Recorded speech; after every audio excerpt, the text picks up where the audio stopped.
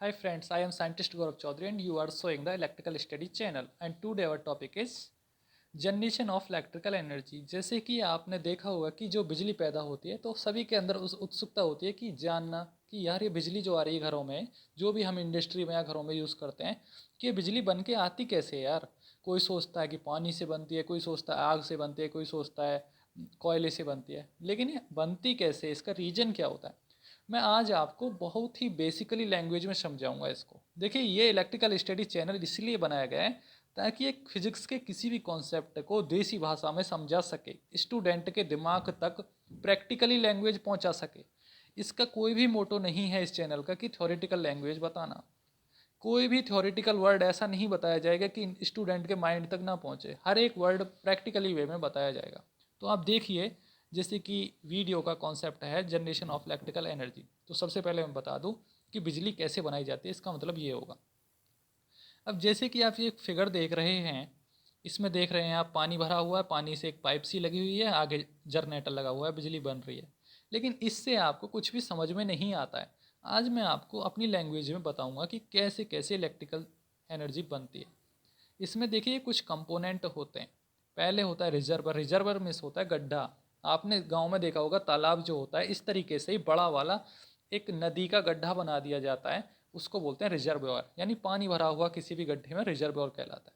फिर होता है डैम। डैम में जो एक पुल सा, बड़ा सा पुल बना दिया जाता है पानी को रोकने के लिए, उसको बोलते हैं डैम।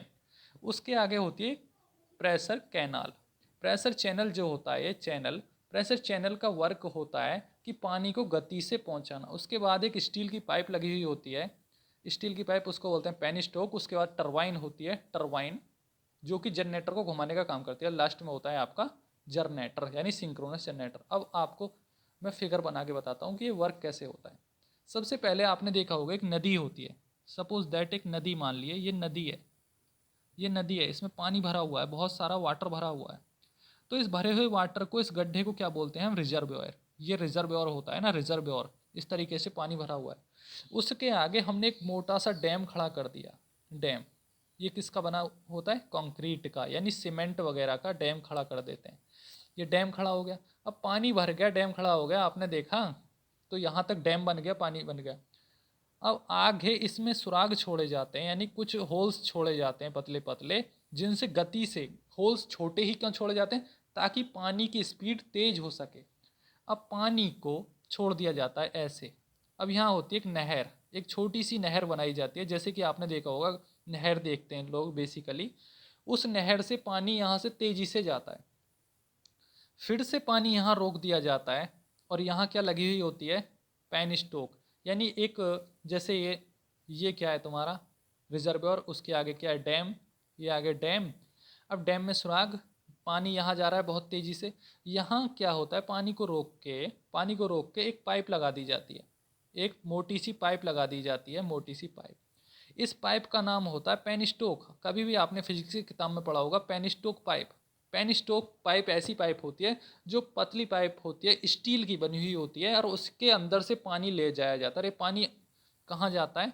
सपोज दैट, अब दोबारा से बताऊँ, ये हो गई तुम्हारी रिजर्वोयर। रिजर्वोयर यानी पानी भरा हुआ है इसमें। आगे क्या लगा दिया आपने? डैम। डैम। डैम के आगे नहर है हल्की सी, नहर के आगे क्या है? पेनिस्टोक पाइप है। अब पेनिस्टोक पाइप जो है, पेनिस्टोक स्टील की पाइप है। अब इसमें से पानी बहुत ही गति से कहाँ जाएगा? यहाँ लगी हुई होती है एक टरबाइन, यानी एक टरबाइन लगी हुई होती है, टरबाइन। इस तरीके से एक टरबाइन। टरबाइन क्या है? एक व्हील है। व्हील ऐसा चक्का जिस पे पानी तेजी से पड़े और वो चक्का घूमना स्टार्ट हो जाए, उसी को तो टरबाइन बोलते हैं। अब इसी टरबाइन के कनेक्शन में होता है अल्टरनेटर।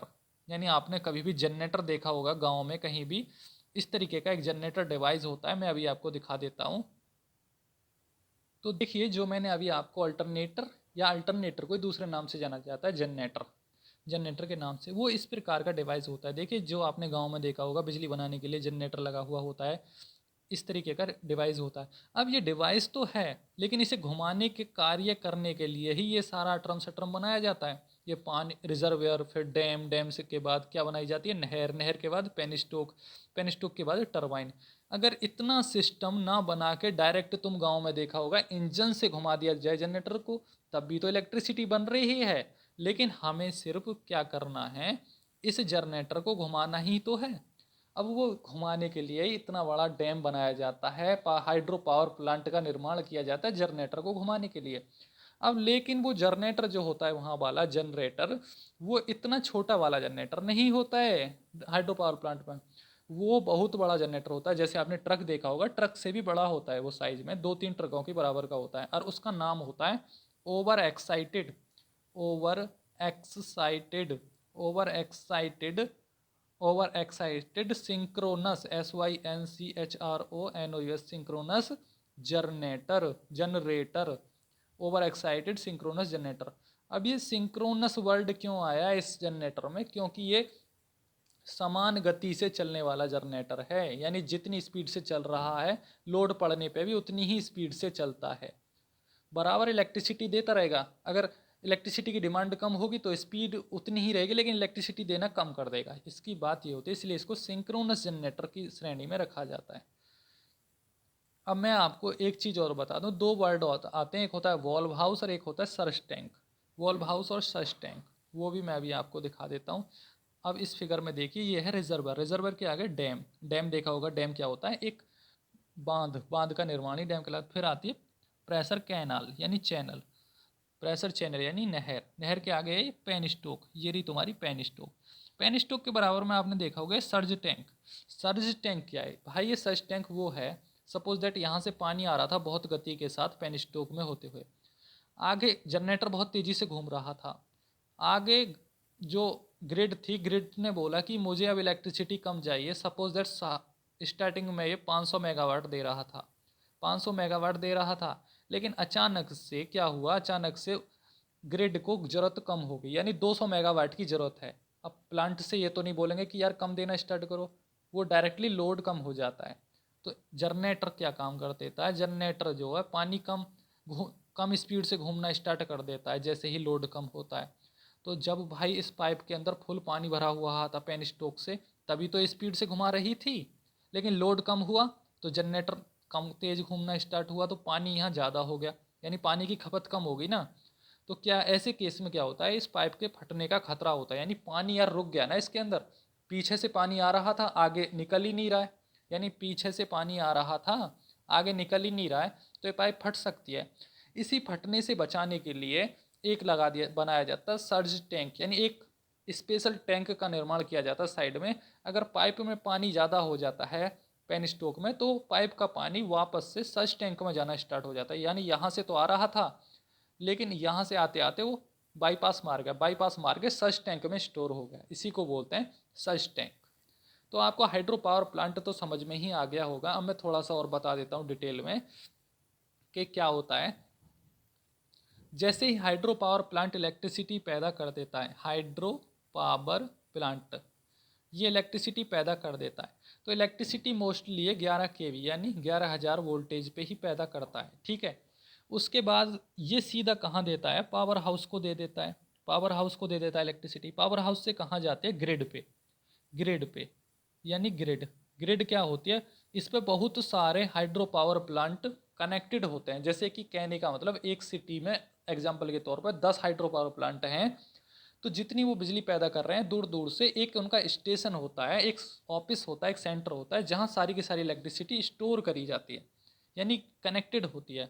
अब ग्रिड से ट्रांसमिशन लाइन खींची जाती हैं, ट्रांसमिशन लाइन खींची जाती हैं, जो आपने देखा होगा 132 केवी की है यार, टावर लगे हुए हैं बहुत बड़े बड़े, या 66 केवी या 132 केवी या 600 केवी, इस तरीके से ये बड़ी बड़ी जो टावरों पर लाइन होते हैं, इनमें वोल्टेज का मैग्नीट्यूड बढ़ाया जाता है। लेकिन पैदा 11 केवी पे ही हुई, लेकिन यहाँ 66 केवी कैसे हुई? वो काम होता है स्टेप अप ट्रांसफार्मर का, यानी कि वोल्टेज के मैग्नीट्यूड को बढ़ा देता है ट्रांसफार्मर। उसके बाद ऐसे ही स्टेप अप और स्टेप डाउन होते होते वो आ जाती है हमारे हाई डल पे, और हाई डल से फिर 11 केवी चलती है दोबारा से, यानी 11 केवी पैदा हुई, बढ़ा घटा के दोबारा से हमारे गांव में 11 केवी आ गई या सिटी में 11 केवी से फिर हमारा स्टेप डाउन ट्रांसफार्मर उसको 440 में करके, 440 वोल्ट में करके, 440 में देखिए 11 केवी में पैदा हुई, बीच में 66 केवी हुई, 132 केवी भी हुई बढ़ी, लेकिन हमारे गांव में 11 केवी ही घुसी आके या सिटी में, लेकिन लास्ट में स्टेप डाउन ट्रांसफार्मर लगाया गया, उसने 440 वोल्ट बना दिया इसका। और घरों में हम कितना यूज़ करते हैं? 440 वोल्ट या 230 वोल्ट, ये होता है मैटर। यानी इसमें दो प्रकार के ट्रांसफार्मर यूज किए जाते हैं, step up, step up, step up और स्टेप डाउन। यानी जहाँ इलेक्ट्रिसिटी को कम करना होता है, यानी 11 केवी से 400 केवी बनाना होता है या ज़्यादा से कम करना होता है, वहाँ लगाते हैं डाउन, यानी डाउन मीन्स नीचे करना। और जहाँ हमें जैसे 11 केवी से 66 केवी करना है, यानी बढ़ाना है, यानी 400 केवी से 440 केवी से 11 केवी बनाना है, तो वहाँ ऐसा ट्रांसफार्मर लगता है स्टेप अप ट्रांसफार्मर। अब इसका कंस्ट्रक्शन मैंने एक बार वीडियो में पहले भी समझा रखा है, और स्टेप अप और स्टेप डाउन ट्रांसफार्मर को मैं दोबारा से बनाना सिखाऊंगा नेक्स्ट लेक्चर में। Thank you so much for watching this video.